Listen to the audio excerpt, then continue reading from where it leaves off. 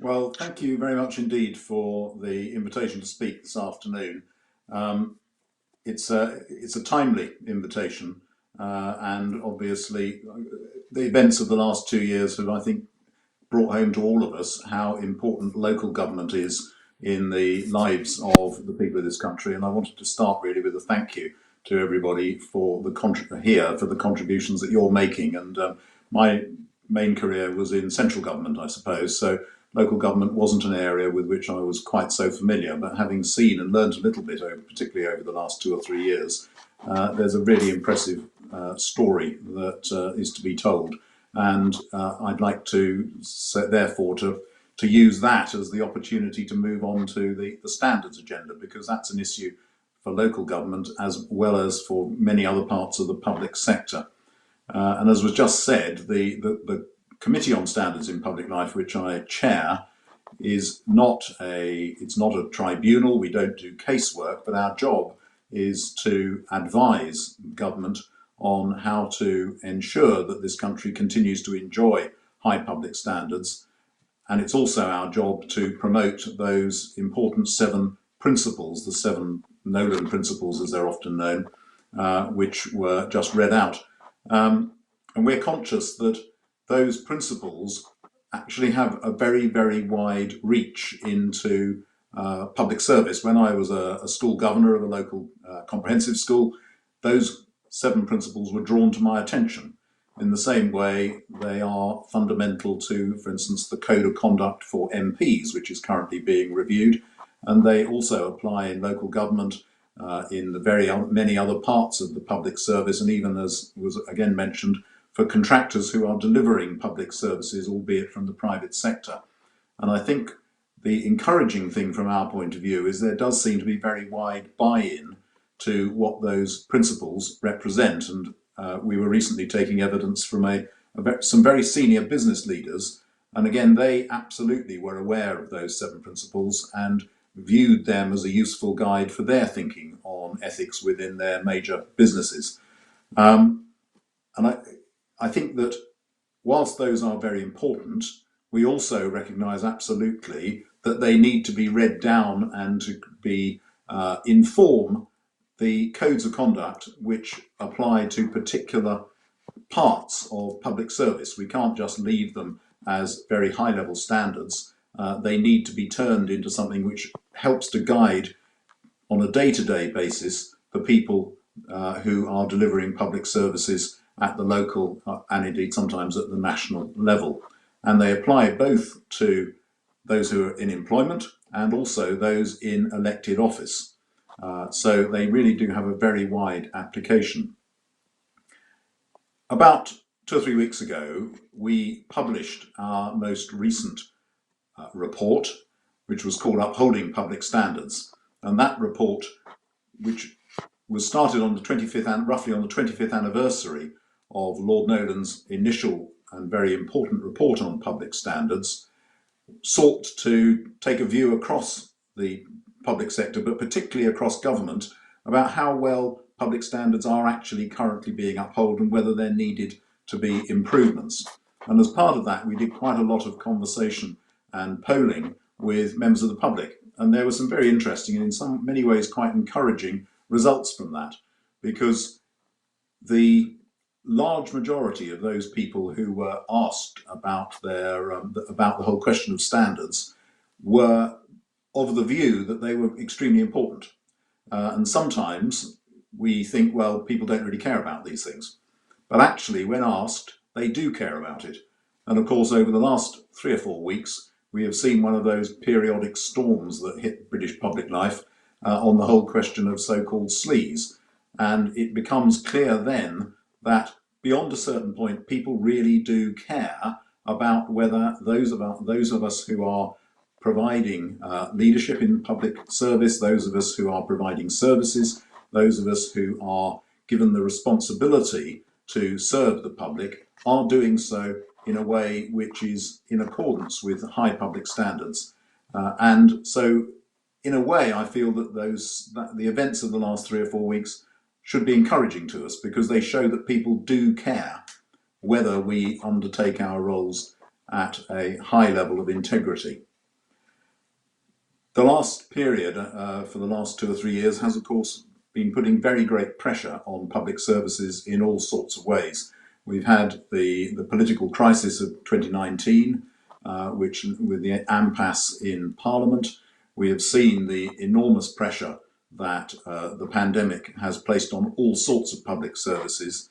And in many ways, we've seen a coarsening of the way in which public discourse is done in this country, which we've also seen internationally. And all those things, I think, pose particular challenges to those of us who care about public services.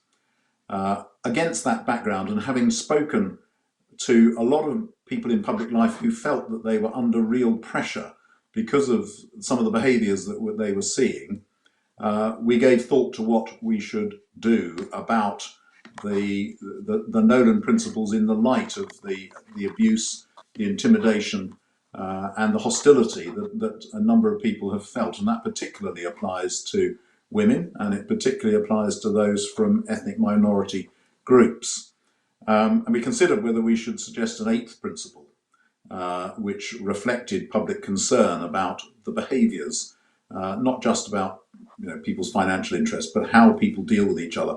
And we didn't recommend that, but we have recommended that the leadership principle, which is one of the existing Nolan principles, should be amended to include the requirement that people should treat others with respect.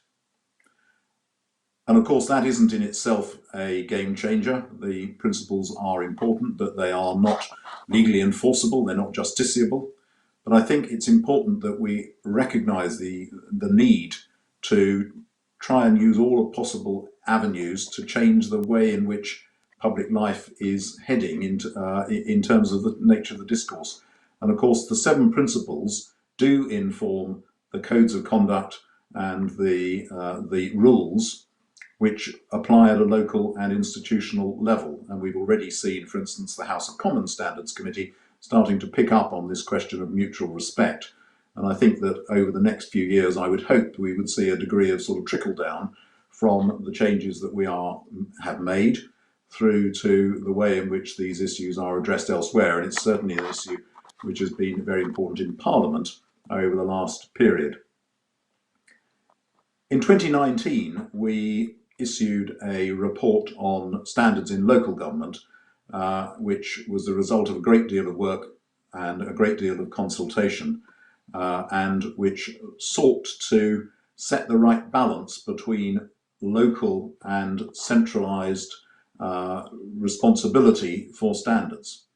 One of the factors that again came into our sort of evidence that we took was this whole question of behaviour, and particularly concerns very often at the very local level, at the parish council level, about some of the behaviours that were evident there. Clearly, the great majority of people in any of those environments are in it for the public good and behave extremely well, but there was some suggestion that problems had emerged at that level, and of course we saw that rather graphically demonstrated by the Handforth Council episode, which I think you also heard about this morning. What we sought to do in that report was both to tighten some of the rules and to have more effective sanctions so that the system could work more effectively, along with greater independence and greater authority for those who have got the very difficult responsibility of enforcing these codes at the local government level. And one of the other recommendations that we made was that there should be an overarching code of conduct which could be widely adopted. So far, the government have not responded to our report, which is a cause of considerable concern to me, because our strong impression was that quite widely across the local government sector, the report had been well received based on the consultation that we had done. And in fact, I was having a meeting with a minister this week specifically to ask about when the government response will be issued, and I am assured that it will be issued soon. I guess anybody on this call knows and has had experience of things that are promised to arrive soon, and soon is a pretty movable feast. But I hope that we will see a formal government response. But whenever that arrives, nevertheless, we have seen progress.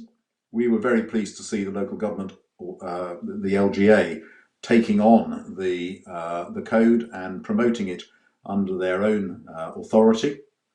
And we were also very encouraged when we surveyed local authorities for the best practice recommendations that we had made. And we had over 200 responses to that survey. And again, some very encouraging response. So not waiting for central government to get its act together, but actually seeing where best practice lay and taking the opportunity to improve standards at the local and at the sort of institutional level.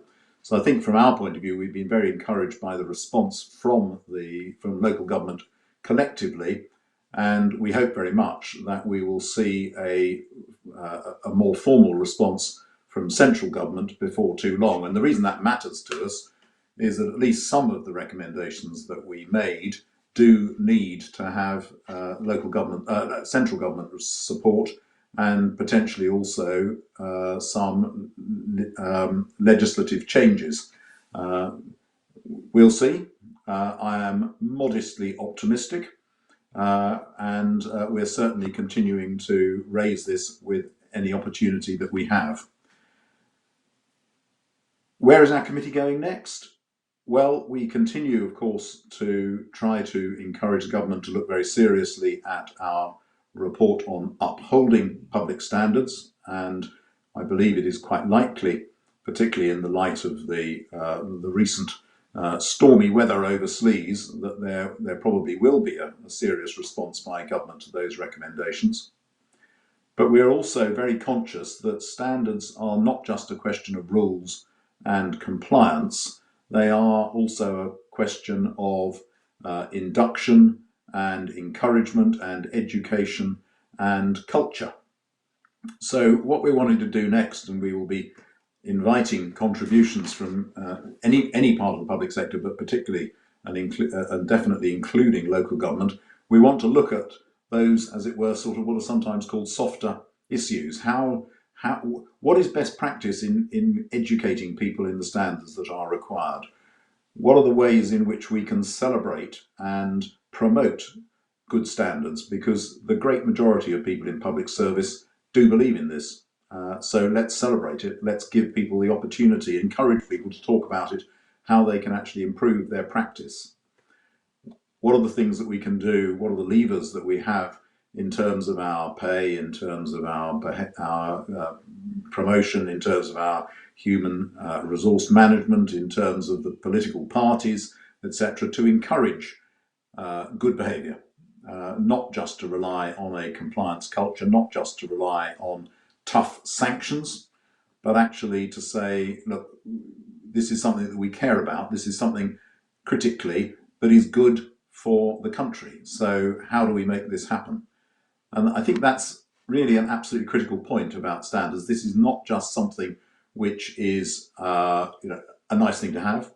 It matters because it means that the people who depend on us for the services that they receive can be confident that they are getting the very best from the whole of the public sector.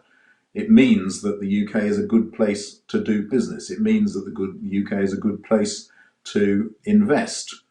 So both economically and in terms of public service delivery, as well as from an ethical perspective, high public standards actually do this country good. We have had traditionally a good international reputation on the standards side. It's something which has benefited us. It's something that we should continue to value. It's something that the people in this country do value, and it's something which we should therefore keep very much in our focus. I've deliberately left a lot of time because I would personally very much value the opportunity to have some discussion on this through the question and answer arrangements, and I think Mike is going to be hosting the questions. But from my point of view, can I just reiterate my thanks for the invitation, the importance of standards, and the very positive way in which the local government sector has responded to our 2019 report. Thank you. Just wonder whether there's any research into the how well standards are within the town and parish council sector. I mean, we're a very, very diverse sector compared with principal authorities or government and whatever. Very parish meetings up to very, very large town councils. Yeah. I haven't seen an extensive and comprehensive set of research. All I can say is that in the context of the quite extensive work that led up to the 2019 report, it was clear that there were perhaps rather more problems at the parish level than there might be at other parts in the kind of hierarchy. And some of our recommendations specifically, therefore, sought to address that, particularly that the principal authorities should have a slightly larger role in ensuring that good order was kept at the parish level, strengthening the role of and the training of clerks, and reading down codes of conduct from the principal level down to the parish level. So in a number of ways, we did feel that there were opportunities to improve the situation there. And we're conscious that the standard system in local government has been through a sort of pendulum swing, and it went very centralised. People felt that wasn't quite where it ought to be. There was then a swing in the other direction to make it very very local, but that again hasn't necessarily taken the trick completely, and therefore we've sought slightly to redress the balance, but without going back to the former centralised system.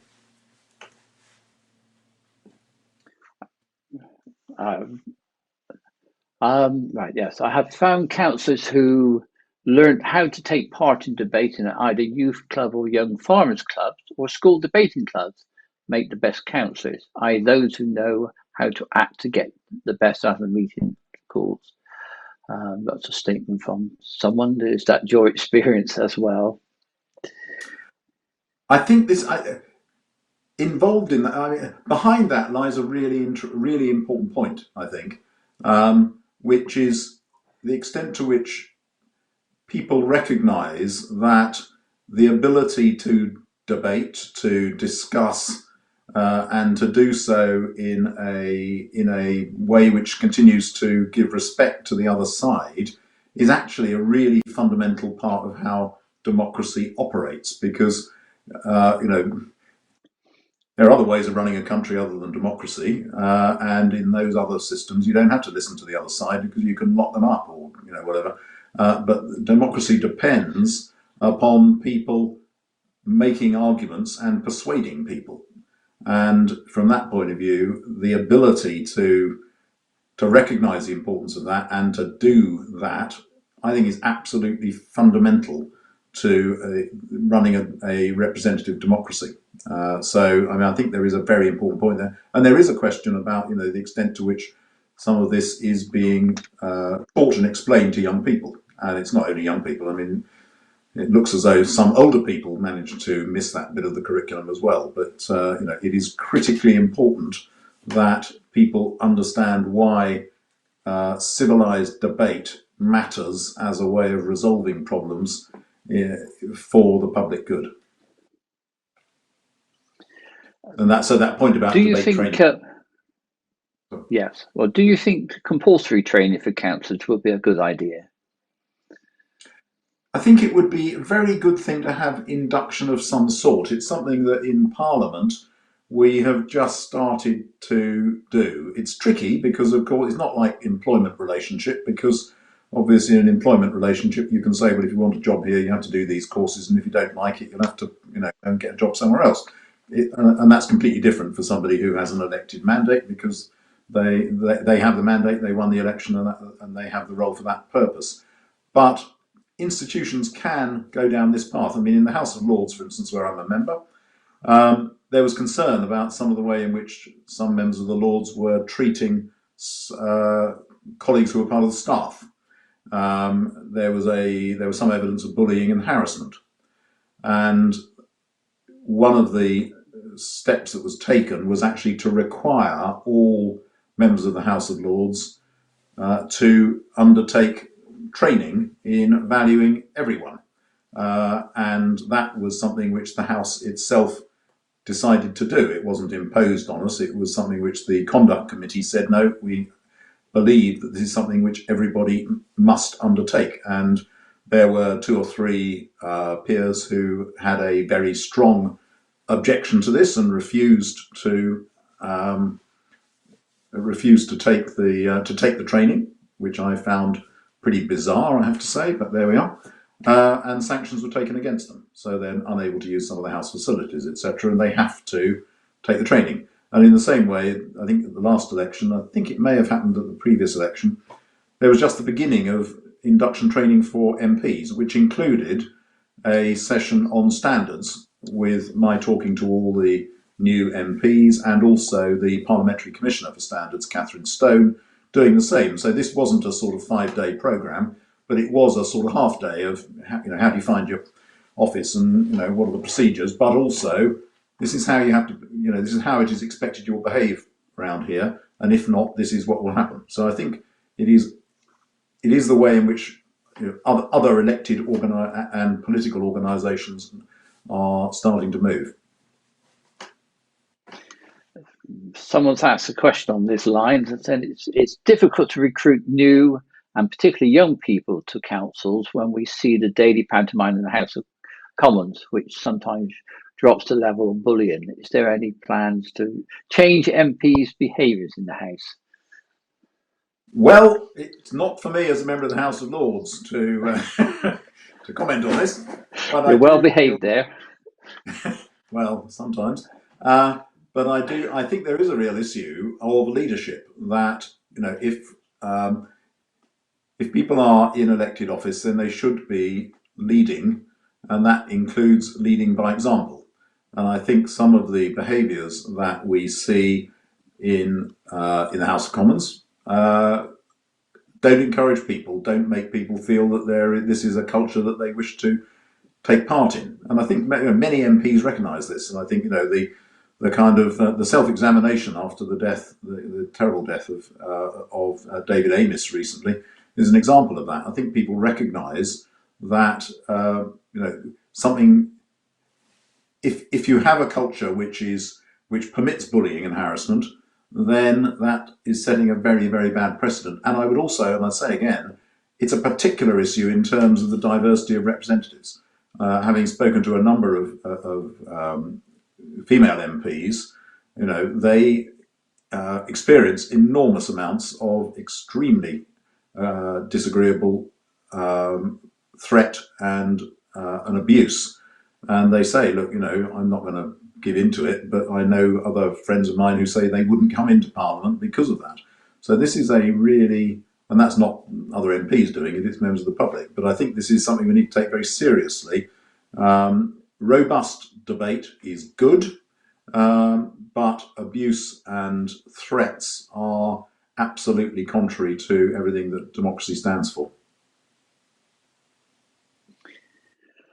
Right. The average age of a parish councillor is 61.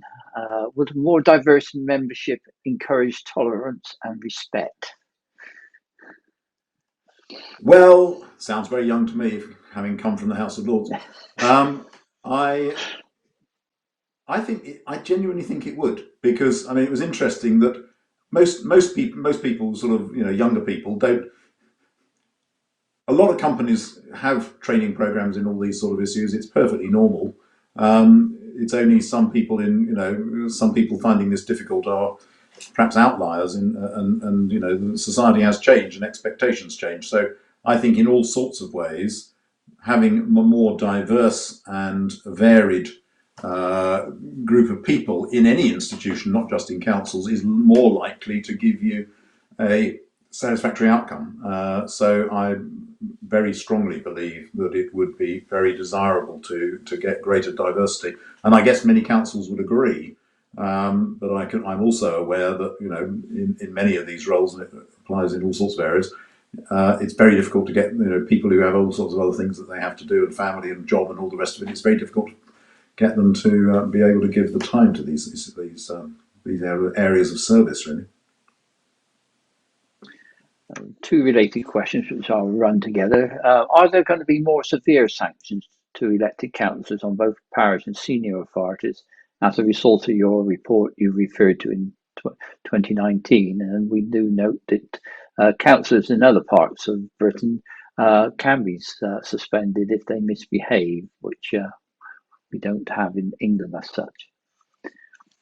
We have recommended that there should be stronger sanctions, and we always find it very helpful to look at what is happening in the other devolved administrations, because some things which are perhaps seen as being hostile to the way the British state does things, actually they're already being done in some of the devolveds, and so we can learn a lot, I think, from some of the things that they do.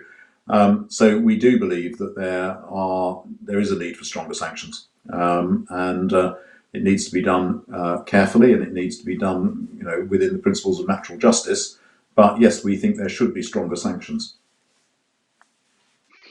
Have you noticed any change in standards as a result of going to directly elected mayors, etc., and so you're having one person with all the power instead of councillors having to debate amongst themselves? That's a very good and interesting question. I can't answer it because it's not an area that we have looked at and where we've taken evidence. So, as a committee, we have very, very limited resources, and we have to be very careful as to what we take on. And that's not. I mean, I think there is a good question there, but it's not one, I'm afraid, that we've been able to look at. So I haven't got any evidence on the point. So I understand why it's a good question to ask, but I can't answer it at the moment, for which I apologise. Okay, I think this probably be the final question. Your 2019 report recommends all clerks undertake basic training. What assessment have you made of the progress on this? Again, I'm sorry, I'm not going to be able to answer this one to the inquirer's satisfaction. We haven't made an assessment on that, and therefore I'm not sure. But I do think that it's the sort of, and I get this not only from the evidence that we took, but also talking to friends on parish councils, that the role of the clerk is very important in terms of making sure that they run effectively, and therefore you would expect that there should be basic training available and support from the principal authority. But I am not at this stage able to give you a kind of a report back on how well that has gone, because we aren't really resourced to monitor in that sort of way. I'm sure there probably is somebody who knows the answer to that. Unfortunately, it isn't me. Okay, thank you very much, Lord Evans. Thank you for your speech and the way you've answered the questions. I'm sure if we could see and hear the audience, there would be a big round of applause. So thank you very much, and we have to just imagine it.